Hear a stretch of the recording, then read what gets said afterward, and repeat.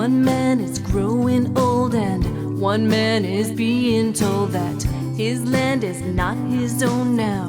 He has no place called home. He must learn to be and grow and find time to feed his soul. When he learns to be alone, he will find that he is whole. Gonna break free tonight.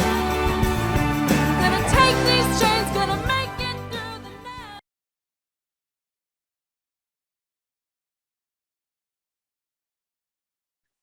Former intelligence officer, Sergeant William Kotel. He is a U.S. retired Army sergeant, and he was one of the people that I mentioned in the recent series. And I told you that Flynn had come up against him. I told you that we had done some interviews that were very important about in 2020, when everything went down. And he was at the forefront of filing an investigation into what was going on in New York, as well as our conversations that were very in-depth about Benghazi. So please welcome back Sergeant William Kotel. William, it's nice to have you here with us again. Thank you very much.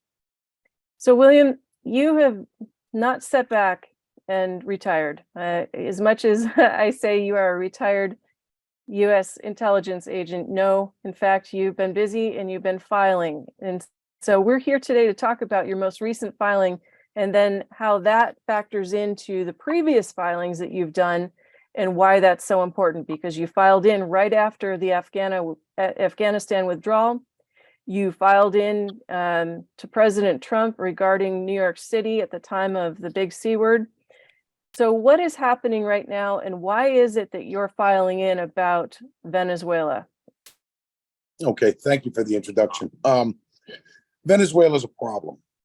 About 6 weeks after Russia invaded the Ukraine, Nicolas Maduro, who's not the leader of Venezuela and is there by force, came out with threats on media and radio and even in print regarding attacking and supporting Russia and attacking the United States with force. When he mentioned those comments, that is an act of aggression, which means that we have the right to respond.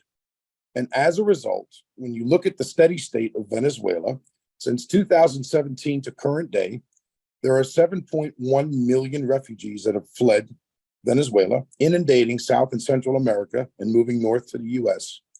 And this is one of the primary causes of our immigration crisis on the border. Second, Nicolas Maduro is head of the Sun cartel and has welcomed many other drug cartels into Venezuela for freedom of movement and operations. This is a big deal. And obviously everybody's heard about fentanyl, which is another problem. And of course, human trafficking from cartels. Third, Nicolas Maduro has invited Russia, China, and Iran into his country to operate. For those of you that don't know, Venezuela is the highest oil producing country in South and Central America. Now they've got access to that oil. Nicolas Maduro used 70% of the gold bullion backing Venezuelan currency to bribe Russia when President Trump was in office, and he put out a $15 million bounty on Maduro's head. Obviously, you know, Juan Guaido is supposed to be the lawfully elected leader of Venezuela, but can't get into his own country. He's currently in Colombia, and it's created huge problems. In addition, you have terrorist groups. You have everything from ISIS and Hezbollah, which are Sunni and Shia groups that are operating in Venezuela with freedom of movement. And so we all remember Nicolas Maduro also created humanitarian crisis. He was killing people wholesale to maintain power, moving their bodies to, refineries and factories to process the bodies out so they wouldn't be caught by human rights commissions. But so many people left and inundated other South and Central American countries and had video of this and told people about this, and nothing has been really done. We've lost complete touch with South and Central America. To make matters worse, Cuba's been emboldened, and now they've become more iron-fisted. And Nicaragua has recently arrested an archbishop from the Catholic Church and 221 other Catholics who refused to leave the country based off of Maduro pushing the current Nicaraguan government, and they've been sentenced to 26 years in prison. As a matter of fact, the Pope spoke out about this right after the incident. So there's a litany of reasons to go and conduct a police action, which is what my mandamus is about, to arrest Maduro, warning Russia, China, Iran, and other foreign nationals to leave. And then we go and conduct an arrest of him and his henchmen. They have to be brought to justice. And just so you're clear, 7.1 million refugees leaving Venezuela, inundating all these other South and Central American countries, have now put this huge strain onto every country who's pushing them north toward the United States, along with their undesirables, so to speak, and cartels getting payment from people, pushing them north. Venezuelans are exempt from Title 42, so are Cubans, and so are Haitians, and so are Middle Easterners from certain countries like Syria and Yemen. So this has really been the crux of a lot of problems for the United States, from everything from the drugs cartel, the fentanyl, the refugees, the immigration crisis, along with major adversaries and threats to the United States national security from that country. This is actually a start of a making of another 9/11. They've also emboldened so many South and Central American countries, and they're all against the United States because we really haven't done anything to help them. And that is why I did the mandamus. So let me back up and talk about what happened in the beginning. After the initial 6 weeks, and then Maduro made the threats, I communicated with congressmen, senators, talking to Ted Cruz, Rubio, Rick Scott from Florida. I contacted Kathy Castor, Congressman Green from Tennessee, Congressman Green from Georgia, Congressman Waltz, just a whole litany of them. I also contacted another guy, I won't mention his name, but he's on the U.S. Delegation to the UN. He's on the United Nations Security Council, and provided him this information. Shortly after I provided him the information, he contacted me, screamed and yelled, and shut it down immediately. And this was about a year ago. So when you take all this into account, and me bringing all this forward, and to continue to say that this is the main problem we're facing, it's right here in our hemisphere, and no one's taking any action or taking it seriously, that is why I conducted my mandamus. Now, when Afghanistan withdrew, the day before our troops were killed, I had conducted Inspector General complaints to the Department of Defense and to the Department of State. I did so saying it was unlawful to basically remove our troops from that country in the manner they were doing it. Not only was it unsafe, but they were leaving U.S. persons and all our military equipment. We're talking weapons, sensitive items, classified material, aircraft, vehicles, clothing, body armor, night vision, you name it. This was completely unlawful. It was unlawful for President Biden to attach a deadline date of 31 August to remove ourselves. And that was under U.S. Code 15, the APA 2031, and there's more. So I attached this mandamus that I did after I was shut down, because when I did the IG complaints, the very same day they shut me down. The next day, 13 of our soldiers were killed by a bombing by an ISIS and Al-Qaeda, HVT-1 and HVT-9. They were seen outside the gates the day before the bombing. And that mandamus that I did back then, after I was shut down by everybody, the IGs and all that, was sent to the Supreme Court of the United States, which was blocked, again, by a woman by the name of Lisa Nesbitt, who's in the review section of the Supreme Court. I submit the documents. She sent back for corrections. They were corrected. It was submitted back. She told me on the phone in no uncertain terms I had to file with a different court, and then she claimed she never said that, and she hung up on me. And it still is sitting in a limbo land in the Supreme Court. So it hasn't gone forward. It hasn't come back to me, and it's not moving anywhere. So I attached that as part of this new mandamus I did against Venezuela to show what could happen from past events. And right now, every single event you can think of, from oil to immigrations to drugs and cartels to terrorist groups to foreign adversaries like China, Russia, and Iran, is all sitting in Venezuela. And that's why this is such a critical issue. It's like a tinderbox where people just dump gasoline on it and wait for the heat to cause it to spark. It's crazy. But they don't even realize that, for example, Russia's involved down there. People do realize it. It's all over the news. It's all over the news. We aren't doing anything about that. We aren't Well, we aren't stepping in to change anything about that. Now, first of all, let me go back to a point that you made early on in this, and then we'll continue. Why are yes, these people immune coming across the border from all these different countries? What gives them that immunity? Department of State has deemed that any country that's under threat of loss of life is allowed to be exempt from Title 42. Venezuela is one of those countries. Cuba is another. Syria, Yemen, anywhere where you can't go back home because you face persecution or death, they're exempt from Title 42.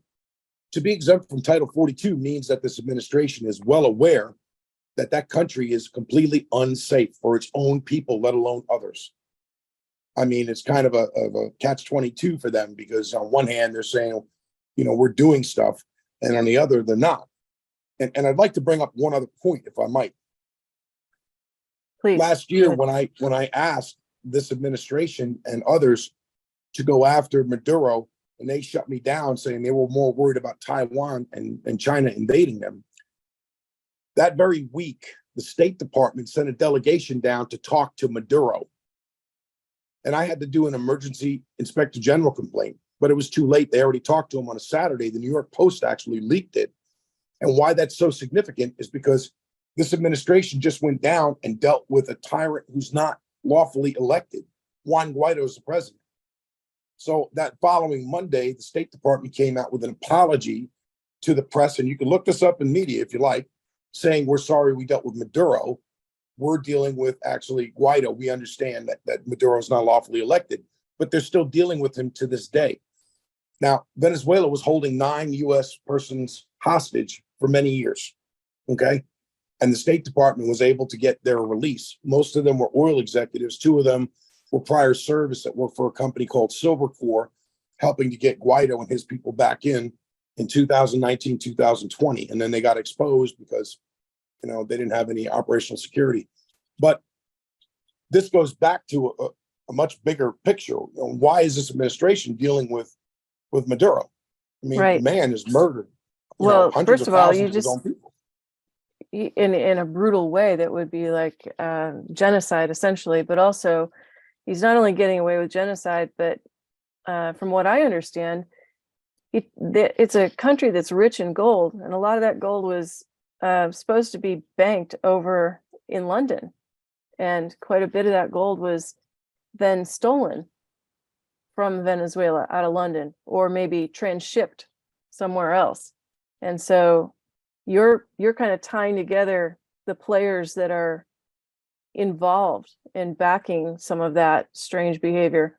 And where did the gold go? There's another question. But also, why are we dealing with cartel, and why are we allowing that when we're basically having a war on drugs?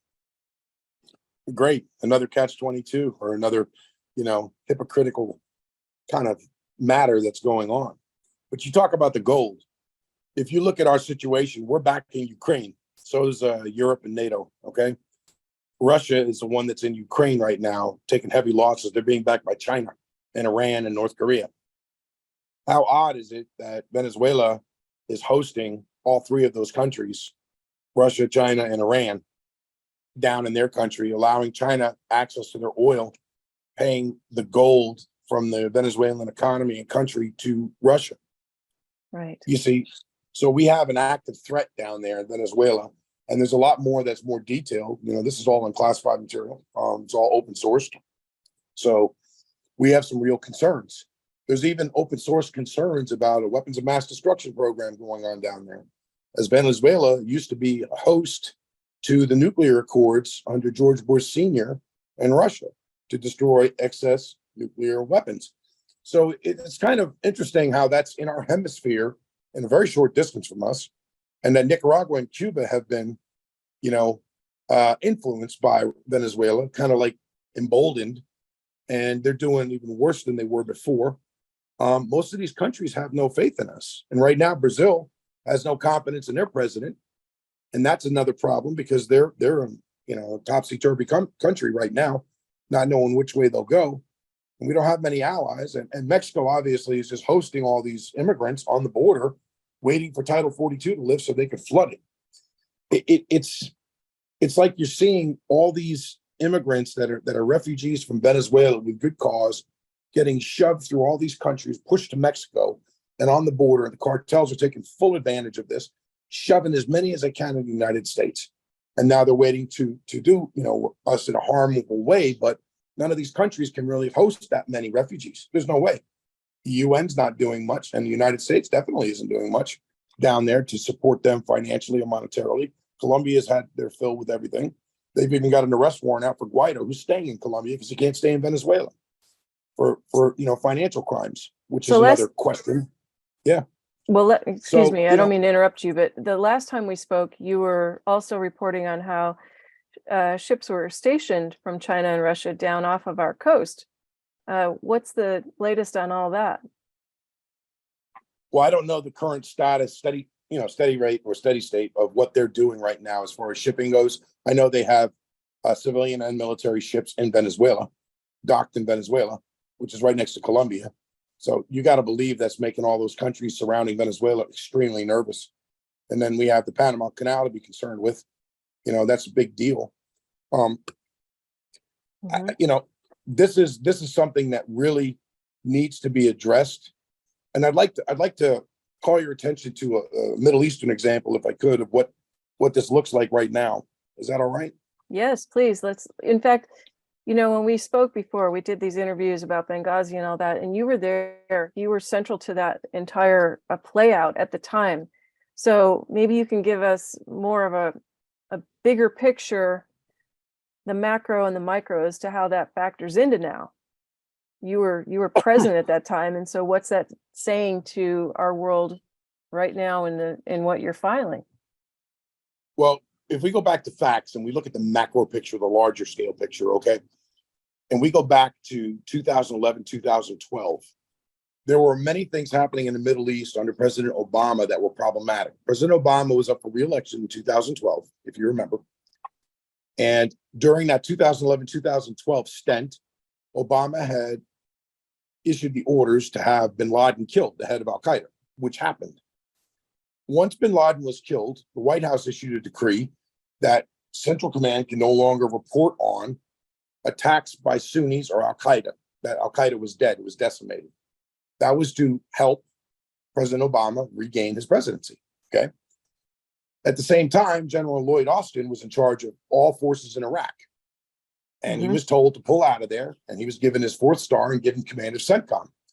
During that pullout time, General Austin left over $8 billion in equipment. So when you go back to video clips of ISIS from 2011, 2012, which is al-Qaeda, and 2013, which is ISIS, you'll see all of our equipment being worn by them.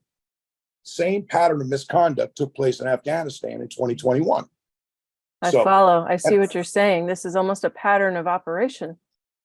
Correct. So now, if we look at the stability of the Middle East, under Obama, most of the Middle East turned to Shia, which is Iranian-backed.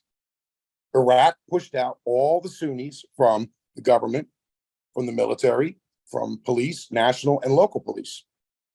And Syria was under a big conflict, and Assad was being backed by Iran and Russia, which was pushing out smaller groups, which were Sunni-led groups. At the time, I was doing a case, I won't get into that because that's long, but that case revolved around a specific Sunni named Rafia Sawi, a former minister of finance, to try to get him back in and, quell some of the violence. Because 14 Middle Eastern countries that are Sunni dominant protested all of this behavior by Iran and all these countries. Well, next thing you know, in Egypt, Hosni Mubarak was replaced by Mr. Morsi, who's the head of the Muslim Brotherhood, another Shia stronghold. And now the Suez Canal over there was in jeopardy. And Yemen destabilized. And these Houthi rebels, which are Shia and Iranian-backed, went into Yemen to try to take the country. And even to this day, Saudi Arabia is in an active conflict to defend the Yemenis government against the Houthi rebels and Iran.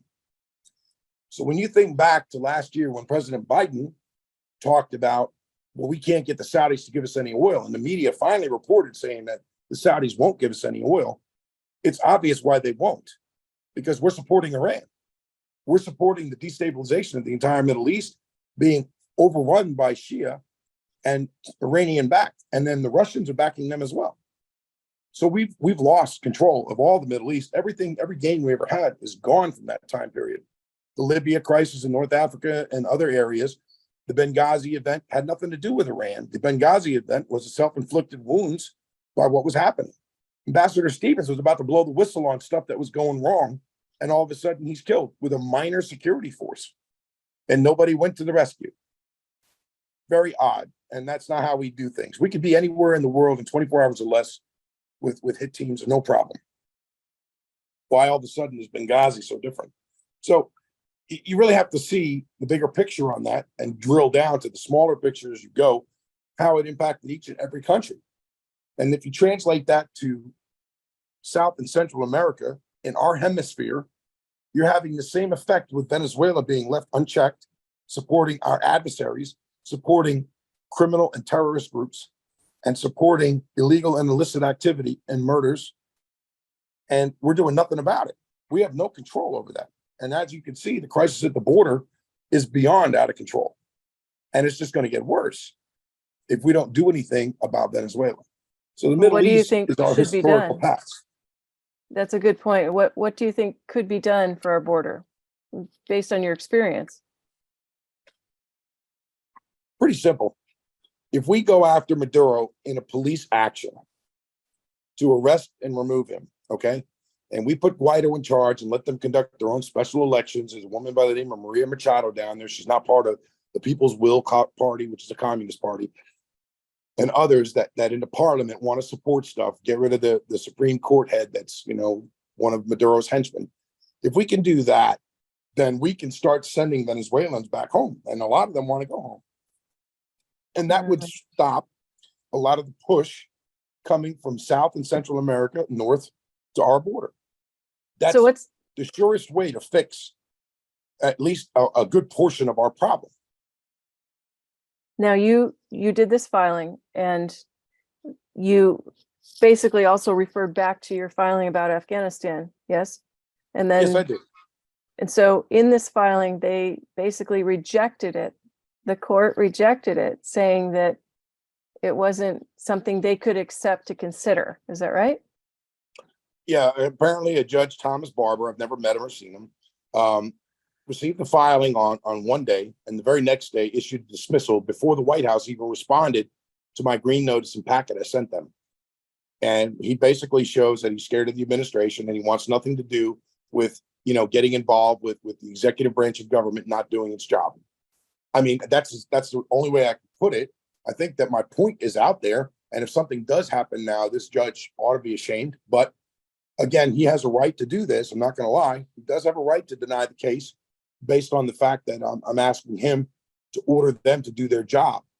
You know, right. He can have that and say that there's many other venues for that, many other places to go.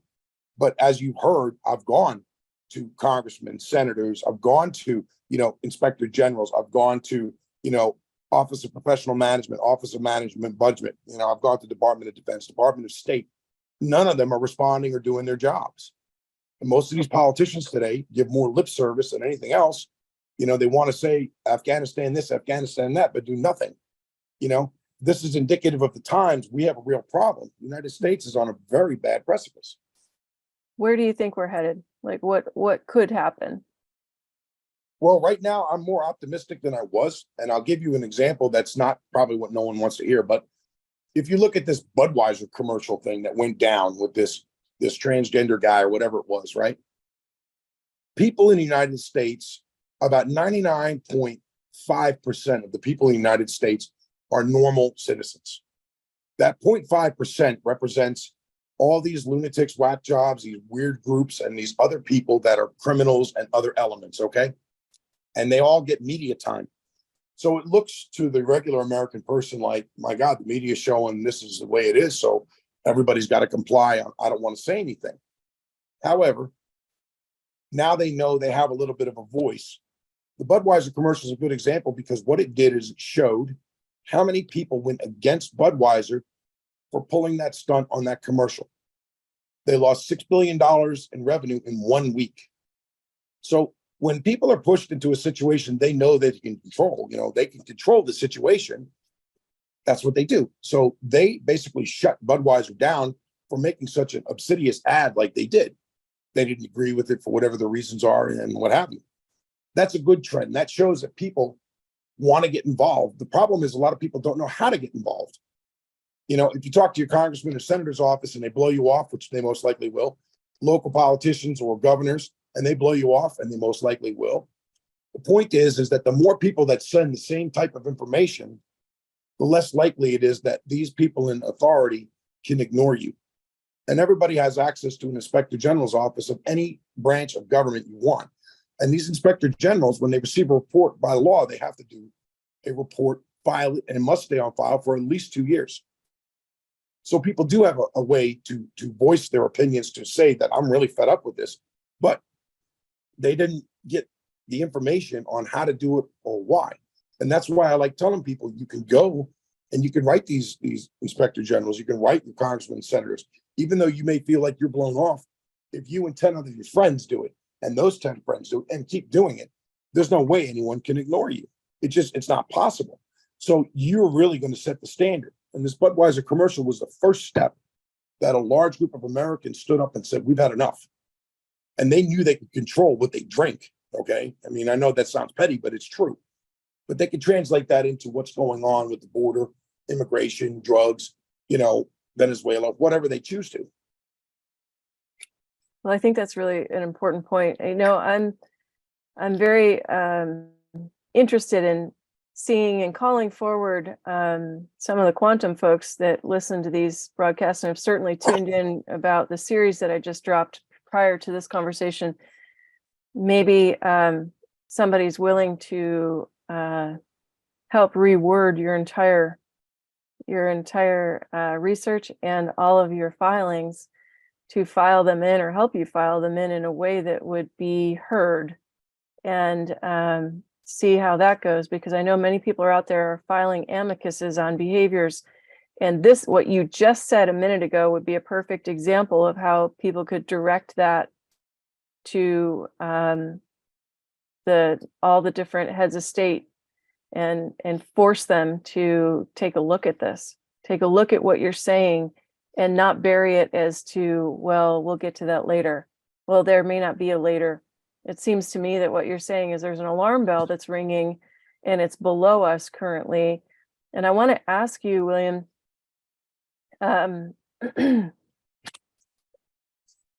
what is the gameplay? I guess that's the best way to say it. What's the gameplay from your perspective of the Middle East coming this direction through South America? Or is it China? What's the next maneuver? Well, I mean, the Middle East has cut us off from oil. That's what they've done. Biden wanted to shut down, domestic production of oil. And now Saudi Arabia and United Arab Emirates and others are saying we're not going to sponsor or provide it to the United States because we're supporting, Shia and rebels and Iran. And they have a right to say that, the next step, who knows what the next step could be?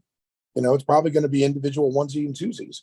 Governor Abbott's got a big problem down there. The problem with the U.S. government and Governor Abbott right now is when you catch one terrorist crossing the border, you can request the federal government shut down that border and all crossings at that time. And they can say, well, it was a one-off.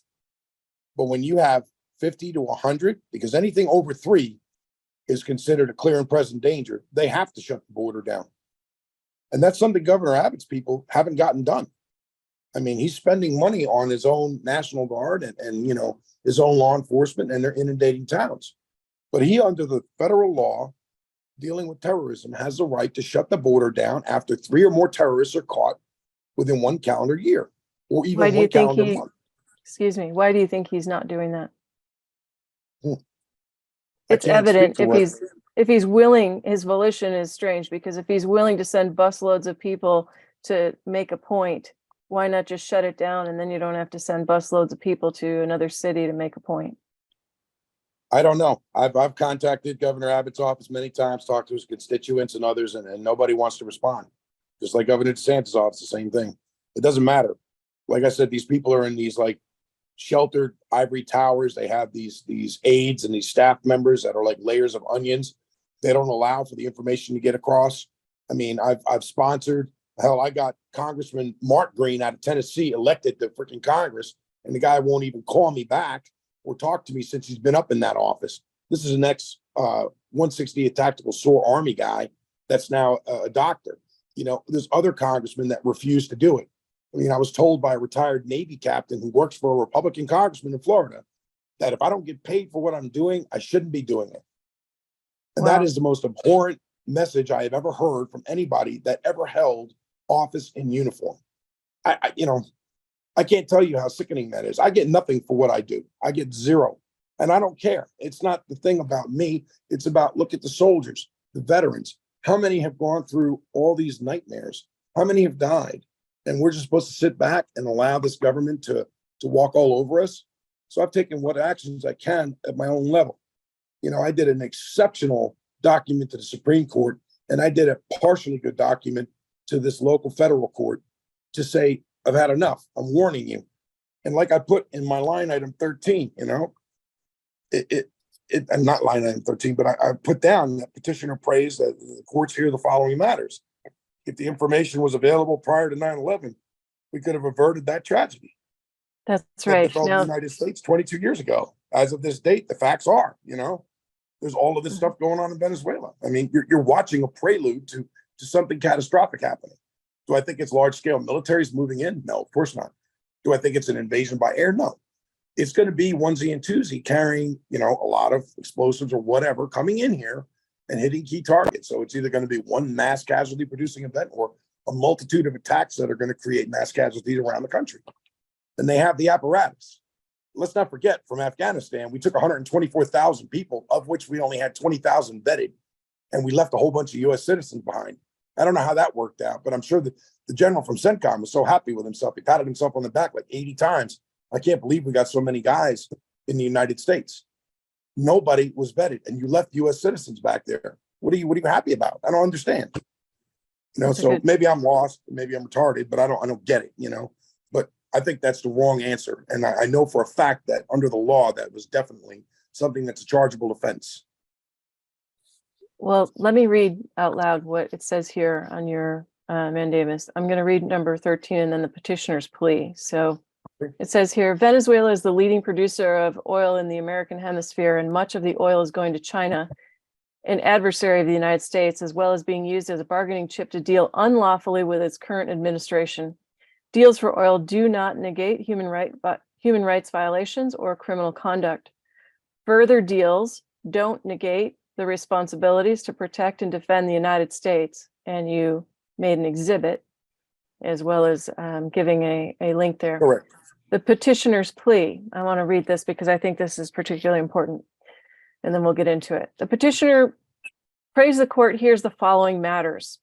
If the information was available prior to 9/11, we could have averted the tragedy that befell the United States 22 years ago. As of this date, the facts are the following.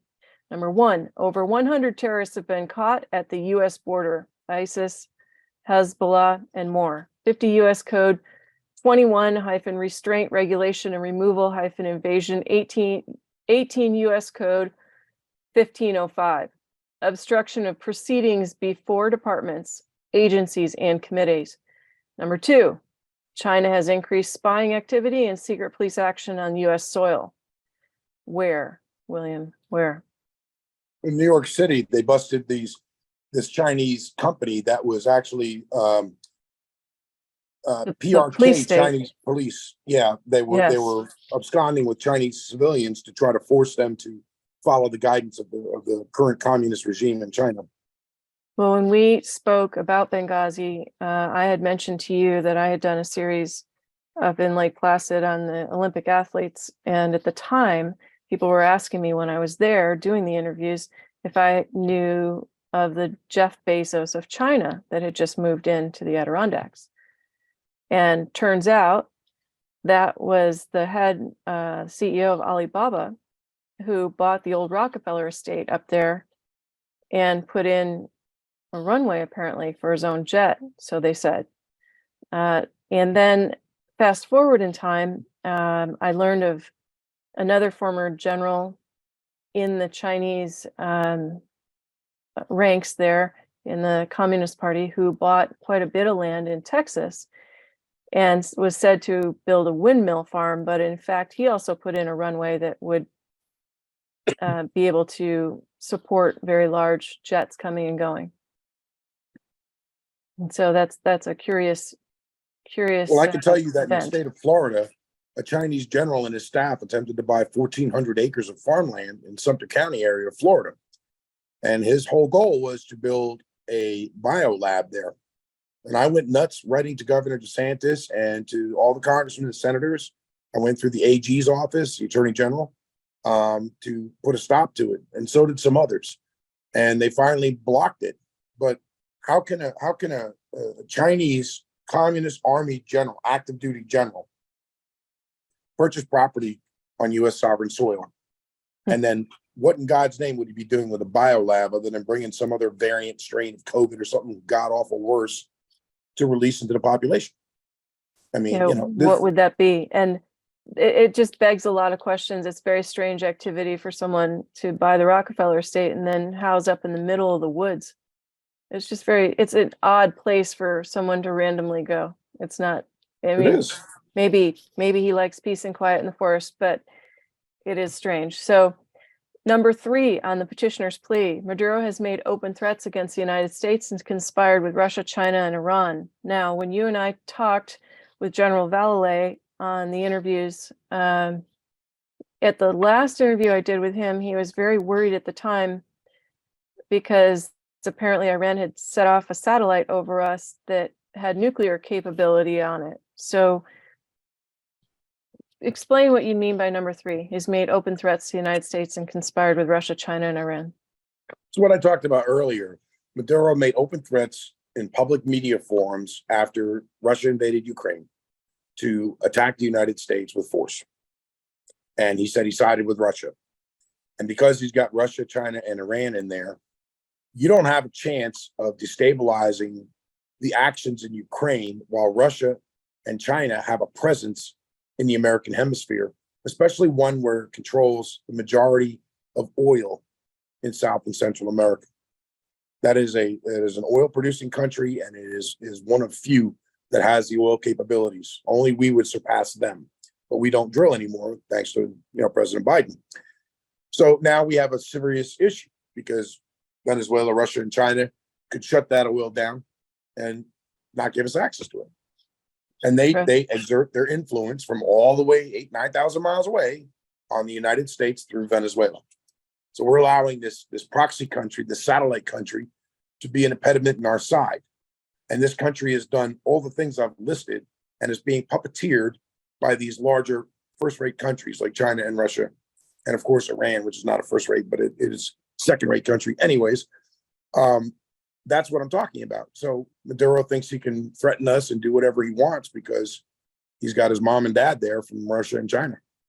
And so number 4 is cartels have freedom of movement, causing increase in drugs and human trafficking, the ability to prevent any further harm to the United States and stop any mass casualty event is the duty of the executive branch. Please go into that. Well, again, Maduro sponsors these cartels and these terrorist groups, and they're all somehow working together. They're using cartels to push human trafficking up and get money for it, but at the same time, they're smuggling in those terrorists with this human trafficking groups into the United States, and they're all profiting off this. And most of those refugees are what makes up the bulk of what the cartels are pushing forward. So they're taking advantage of Venezuelans again. So now they leave Venezuela because they'll be, thrown in jail or killed. They have no home left. Everything they had was taken. They get shoved into refugee camps in Colombia, shoved out of Colombia, moved further north. Cartels start picking them up, saying, "Hey, you want to get in the United States? Pay me." And then they got to pay them. And oh, by the way, you're going to take these 2 guys with you. They don't speak Spanish. They're Arabic speakers, or they're Chinese speakers, or German. I mean, this is what's been happening. This is exactly what's been happening. So when you look at that and you look at the fact that the COVID virus effectively shut everybody's ability to do anything down unlawfully, it's really hard to come back from that. It allowed even more freedom of movement for all bad guys. And, the governments aren't really getting involved with it. They're just making sure everybody's been locked down for so long. And then they start changing how we operate. Why is this administration so hell-bent on making sure the United States is destroyed? And that's exactly how this is viewed. It Economically? certainly, yeah, it's looking that way, isn't it? Well, that was kind of something that seemed to be in the offing back when we talked about all the Benghazi things. It just seemed like a mimic play that was upcoming. And here we are. It's now here. So what do the people do? What can the people really do? You filed these things. They're tossing you out. What do you feel that the people can do most foremost to help? People can just get on their computers and go on internet and websites for different congressmen, senators, for the government, any agency you want in the government. And you can file what you want to file. You can submit how you protest this or that, or this is unlawful. Get on social media and do the same thing, everything from Facebook to LinkedIn, and you keep espousing it and let your friends and family do the same. Do your IG complaints. If you want to get verbal or vocal and actually go out and physically do it, you can do it as well in public by, communicating with church groups, supermarket friends, who cares, mall people, it doesn't matter. I mean, you're able to go out there and speak on it if you choose to. But a lot of people get tired after working a hard day and they want to go home. So they can sit in front of their computer and do one a day, or they can copy and paste one complaint and submit it to, their governor and all these congressmen and senators that they want. They can just copy and paste these email addresses. And if they keep doing it and then they CC it to their friends and asking their friends to continue to do it, it makes so many voices come out that there's no way to ignore that. You see, your strength is in numbers with regular people. Strength is not in individuals that do things and then get told that their credibility is garbage or they're made to look like morons when they're not. Our laws are pretty specific. Since when was it the law to shut down all oil production in the United States? When was it the law to allow the economy to get tanked, or to owe China billions of dollars, or let China buy property in the United States? When was it the law to allow, the immigration crisis to go nuts so that everyone in Texas, Arizona, and California could feel the brunt of that, and these people could come in and rob their homes? When was it the law to have a criminal break in your house, try to kill you, and if you kill him, you go to jail? When was that the law? These are not laws the United States espouses to. So when is enough enough? It's certainly not the law that you stood on to fight for. And when you were into the intelligence agency at CENTCOM, and you were over there in the theater that was kind of playing itself out, speaking to this very issue back here, you got out of that. You witnessed what you witnessed, you got out of that, and it brings me back to my point about Flynn. I mentioned in the series prior to this that Russell, full : Russell -J: Gould had court-martialed Flynn on the Supreme Court, in the Supreme Court, actually. And where did that go? And Trump, I think, pardoned Flynn, am I correct? And now, I brought it back around that you, William, had been thrown under the bus by Flynn. So could you please tell the audience a little bit more about that so they have the perspective of what that entailed? All right, I'll give you a brief overview of it so I don't kill your audience. I'm sure this is my voice by now. But in 2007 in Iraq, there was a fire, and it was with the Central Bank of Iraq. The 12th and the 16th floors burnt up.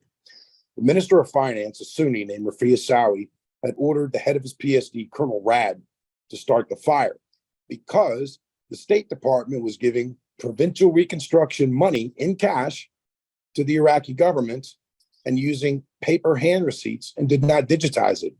In 2007, Wow. when they began to digitize how much money they had provided to the Iraqi government for provincial reconstruction, Colonel Rad ordered the fire. Rafia Sawi ordered the fire, and Colonel Rad did it. Now, after that, an investigation was done. All the files were burnt up. $12 billion US dollars was stolen. It was sent partially to Denmark. The rest of it was sent to banks in Brazil. When we brought Sawi to an Iraqi court in the IZ, the first of its kind at that time, in 2008, the State Department allowed us to prosecute Colonel Rad, but Rafia Sawi had to be let go because the Department of Treasury said they liked his macroeconomic policy. So he was let go. In 2009, I became a member of CENTCOM after doing a stint in Iraq with the 101st. And I had brought up the Asawi case, saying we need to go back after this guy, get our money, and get his ties to Al Qaeda, because he knew a lot of Al Qaeda at the time. Well, it took me 4 years to get it going. In that 4-year period, the former president of Iran, Ahmadinejad, also went to Iraq with Prime Minister Maliki, a Shia who runs Iraq, blessing, and took more than 400 million US dollars earmarked for provincial reconstruction. He also sent it to banks in Brazil. So what I advised everybody was that we're seeing a trend. Now you have Al Qaeda / ISIS by Isawi, a Sunni, and Ahmadinejad sponsoring Hezbollah and groups like Shining Path, all in South and Central America, moving north toward the United States. And this took place in 2013 and 14. In 2015, right south of El Paso, Texas, ISIS flew flags with the Juarez cartel within a mile of the fence line that separates the two. So you could see it was a pretty clear and present threat. Well, after the Treasury shut my case down after 4 years, I had it set up to where we were going to get him back in office. We had the ambassador on the line. We had freaking the interagency working group. Everybody was online. The Department of Treasury shut it down again. After we shut down, I was sent later to what's called a scripting conference in Suffolk, Virginia for 1 week. During that conference, I ran into General Flynn, who at that time was head of Defense Intelligence Agency, or DIA, and he was a 3-star. This is General Michael Flynn, so everyone knows. And he knew one of my contractors, and he asked me what I was doing. So I told him I'm retiring. And he asked me what are my regrets. So I told him about the Asawi case a little bit. And this is all unclassified stuff. I mean, this was all open source. But once I told him that, he asked me to send him emails on that because he wanted the money for his agency. So when I got back to CENTCOM, I sent him 2 emails regarding this that were very brief on the JWIC's top secret. After that was done, 3 days later, I got called in by my command, and they screamed and yelled at me. I had a Navy captain screaming at me, a GG-15, and I had the J2, a general, and I had them all screaming at me, from General Lloyd Austin, who was now the CENTCOM commander, who got yelled at by General Dempsey, who was chief of staff, because General Flynn had brought this up. And I was like telling them that this was case has been going on for 4 years. So why is this all of a sudden news? A few days later, I had been told I was under investigation for pornography in my system, which is an IT or computer-based complaint. And I've done many investigations for CENTCOM under orders, just like an investigator would do for me, you know? And when I finally got to meet the investigator 2 months later, after being stuck in a CENTCOM parking lot and then sent to the gym to work, he advised me there were other charges about green notices I did to Interpol, which was legal, and other information about me communicating with foreign nationals, which by regulation we had to do because we had to sponsor them if they were interpreters in Iraq for us so that their families were safe and all this. Well, this went on for a total of 9 months. I did an IG complaint to the DOD. They shut it down. I did the court martial. I won my court martial by myself. Most of the witnesses were gone. Most of the information was gone. I proved the investigator was lying under oath under several things. He had broken into private emails. He had gone and created or manufactured a bunch of information, other stuff that he came up with about the information for the overseas communications and all was perfectly legal according to the Special Security Office. So everything was done. And after I was done with the court martial, the Army says I'm supposed to be able to go back to work. They denied me going to work. They wouldn't let me go. And then about a year later, I had done a Fox News interview. After the interview with Adam Housley told me he had met with General Flynn at some kind of dinner in DC. And then he asked General Flynn if he knew me 4 times, and General Flynn claimed he didn't. But on the 5th time, General Flynn had told him that, oh, isn't that the guy that did pornography and was a pedophile at CENTCOM, out of the clear blue. But at that time, General Flynn was under investigation for having adulterous affairs, which is a crime in the military, with a Russian female spy, having unlawful dealings with Ambassador Kislyak from Russia while he was active duty, and creating contracting agencies overseas. And then he also quit. Instead of getting fired by Obama so he could keep his contracting up, then he started working in Turkey, and then he started doing interviews with Al Jazeera, which was all unlawful. So I had found out he was under investigation for many years and nobody had taken action. And I had found out later that General Flynn had his executive officer, Colonel Smith, communicating with the CENTCOM JAG office to keep tabs on me and to make sure I didn't sully his name. So he never tried to help me with this thing. He never tried to do anything to help me. And he had done this, and he's a coward and a liar, and I'll say it out loud. And he did this for his own benefit. He was even caught being in the Dominican Republic on vacation, getting his cell phone signals intercepted, knowingly talking open about classified matters. So this man should have been charged. And the reason you mentioned that President Trump pardoned him, in my opinion, is because Flynn wanted to fight his lying. He lied on his 302s to the FBI. Then he told the courts he didn't lie on them. So he was already caught for perjury. The reason President Trump pardoned him was to say that he did commit a crime. Because Flynn was a consummate Democrat, is against the Republican Party, and is one of these plants, or whatever you call them, rhinos, or I don't even know what they're called. But from my personal experience, that's what I went through with General Flynn. So I have personal knowledge that he lies to cover his own rear, and he doesn't really, care who he hurts in the process. It's astounding. It's astounding. My God, it's like a movie, but it's real life and it's yours. It's what people need to hear. They need to understand the bigger, the firsthand witness of these things, and not just hear about it through a Telegram feed somewhere. They need to understand that the bigger picture of what's taken place, why those influences may be happening, and how the counter narrative is trying to cover that up. So why haven't we heard much from him lately? He was out there and everything was great, and then he sort of disappeared. What happened to him? I don't know. He lives in Sarasota, just south of me, where I live in Florida, on a big ranch. I know his brother helped him create the digital soldier, and I know that took off. And QAnon, that was another thing that they created. But then, anybody that was normal, that was part of these groups, became, at least some of them, became disenfranchised with some of their messaging or whatever. I don't follow them, so I don't know. This is just what I've read and I've heard. But as far as he goes, he should be charged for crimes. It's ridiculous to think that you could be in New York City and someone breaks in, two people break into your house and they start shooting at you, trying to kill you and your wife and your kids, and you shoot them back and kill them. And the NYPD is going to arrest you and throw you in Rikers Island. It's ridiculous to think of that, or to think of the idea that if you fail to pay a speeding ticket somewhere in this country, that you have a bench warrant for your arrest and you got to go to court. Yeah. And here's General Flynn, who's done all this stuff wrong, and no charges. Nothing's there. I mean, in the military, when you commit adultery, you get Article 15, you lose rank at the very best. You lose rank, you get in all kinds of trouble. Why all of a sudden the double standards? What's going on with that? Not just in the military fields, but in the civilian arena as well. So he has this patterns of criminal behavior and conduct for his own personal benefit or gain, and he was caught and nothing happened to him. Even Trump pardoning him, he only pardoned him for a special portion of that. The rest of the charges should have come out. Why such a double standard? Why wouldn't he be charged? Interesting. Well, we're going to see where this goes next.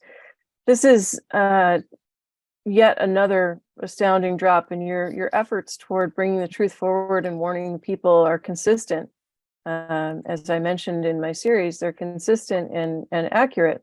Now, to have you be heard, that's the next step, right? I mean, we see that Tucker Carlson got fired and he's moving on to somewhere maybe, but these kinds of voices that might bring forward your narrative are not bringing forward your narrative, and yet the State Department knows, everybody knows who you are and what you're filing. They're just trying to ignore it. So you were first on the scene regarding reaching out to Trump and looking for an investigation up in New York City at the time of the pandemic. You were first in line when Afghanistan withdrawal took place, and here you are again sounding the alarm bells and telling people, look, We need to take care of something here. We need to pay attention to the real chess game that's going on behind the scenes. So, Well, I haven't just done, running my mouth. I mean, I've done these complaints with the IGs and with all the senators and congressmen I can, and the right agencies and the governors. Nobody responds, but they use it as talking points to help them get reelected. Where am I missing, this whole piece here, that they have a duty to do this, not just talk about it, but a real duty to do it. There's one congressman I dealt with that's a Republican. I'm not going to say his name. And it was about Afghanistan.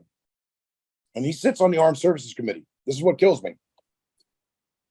Instead of sponsoring a bill to go back and get our people and our equipment out, he was taking donations from individuals to hire mercenary groups to go get one or two people out at a time.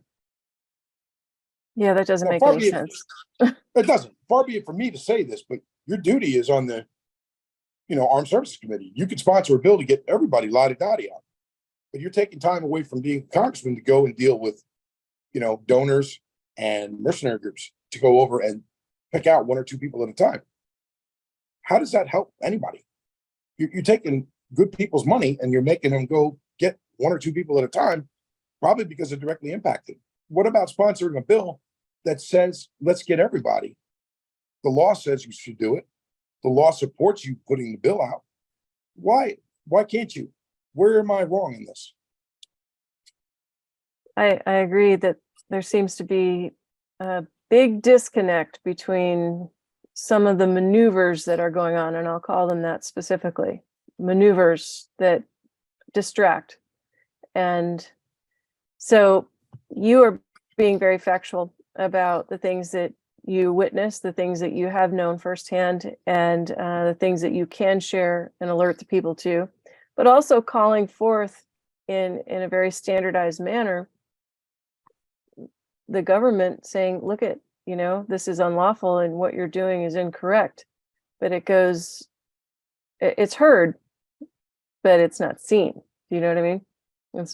It's not seen. So hopefully just people trying to make them hear do their this. job.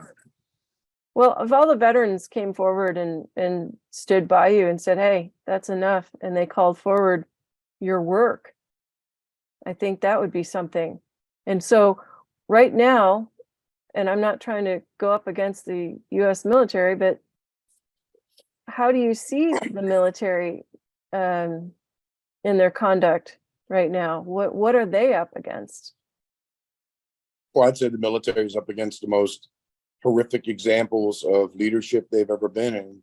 It's got to be the toughest time in the world for people in the service right now that try to do their duty and do their oath.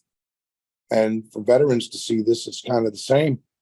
I mean, it's really, disheartening. I'm sure there's onesie and twosies across the board that are loving this, but the majority are just, they want to go do their duty and they just want to go home and they want to be, good soldiers and good stewards of the United States and good family members, or, be good individuals. It's got to be so difficult, it makes no sense how the military can denigrate their own regulations. Now, General Austin is a sec def, has the ability to write policy letters or other things, but he can't change the laws, which are in the military regulations. And there are some regulations that are being violated on a continuous basis. And I've called an IG complaint to one of those, which was in particular about one group of people, a category group of people being promoted, which is like a political venue. You can't sponsor political venues. And that's what they've done. And to do that is against regulations. It means that you're favoring this one group and saying, well, that's an exception to the policy, when reality is it's not. And so we have to really consider how the military is functioning today, how people are trying to stay strong. I'm sure NCOs are sticking their butts out there and trying to do the right thing as a majority. And I'm pretty sure that some of the officer corps sitting back, some of the senior officers that have been around for a while are pretty concerned about the way things are shaping up. But I think eventually we're going to get a handle on it. If like Fort Hood, Texas is an example of a compromise post where the generals just went in and they took their unit to war and came back and got their third star and moved out. Well, it's compromised because you have too much drug activity, too many weapons going off the base, too much involvement with foreign nationals, even at lower to middle ranks. And nobody's really investigated or cleaned that post up. That's where Vanessa Guillen was taken and killed. And then there's more to it than the soldier that was caught and his girlfriend, believe me. So, we're missing the boat on a lot of stuff, both domestically in the United States and abroad. Well, it sounds like there's a cover up in our own functioning system to some degree, but there's a disconnect in where things are headed and what this administration is doing with the theater and how it's participating in the theater and where that leaves us as a country. So, William, I'd like to have you back at some point to kind of follow up on this. And if any of the quantum claimants want to step up to maybe assist him with his filing, please reach out to me here at Making Life Brighter. Sergeant William Kotel, he's retired, former military intelligence for the Army, and he was at CENTCOM at the time of Benghazi. We covered that. You can go back and listen to the shows on Making Life Brighter Radio and also here on YouTube. Any closing statements that you have that you want people to hear, William? Absolutely. I'd like to close with this. I just want to say, regardless if you liked or didn't like what I said, every one of you out there have a voice. I highly suggest you take advantage of it. Don't feel stifled or like you're trapped or don't have any play or can't make an impact or a difference, because you can. You can do it through emails. You can do it through online websites. You can do it in person. You can do it in a variety of ways, writing letters, encouraging your friends and family to help you, and then let them help other people do the same over and over and over. It's all about numbers to convince and to change, current things that are going on. So don't feel negative about anything I've said. This is just all the bad news, put out there. But there are a lot of good news stories out there as well. And everybody can make their own impact and difference, whether it's local, state, or federal. So I encourage you to do that, please. Well, thank you. Thank you for being here with us again and Making Life Brighter. And I do believe that people need to understand some of the backdrop, because you came from a very specific position within that backdrop in that theater at that time. And now you're basically saying it's replaying itself, and we need to pay attention. This is very important at this time that people hear what you have to say. This is critical right now. It's a warning to the world. So thank you for all of your hard work and for your consistency and for your patriotism for this country. William, we are very, very, very grateful that you've come and shared this with us and given more closure. So there you have it, folks. As you see, this is kind of unfolding, and I never intended this to, I just didn't intend the last few weeks to go the way they did, and it's happening naturally. It's really interesting to me. From Mark that we had on that was talking about filing things and not getting through and then taking the courts by storm. And here we have William and his filings and how important that is in the theater of what's happening. This is reality. It's not some conjecture out there. This is really happening, and you need to pay attention now. So thank you, Sergeant Kotel. Appreciate your time and all of your wisdom yet again. Thank you, and we'll have you back if you'll come. Thank you so much. I'd love it. Very good. All right, everybody, go jolly. Go make someone else's life brighter and stand for yourself. You're worth it.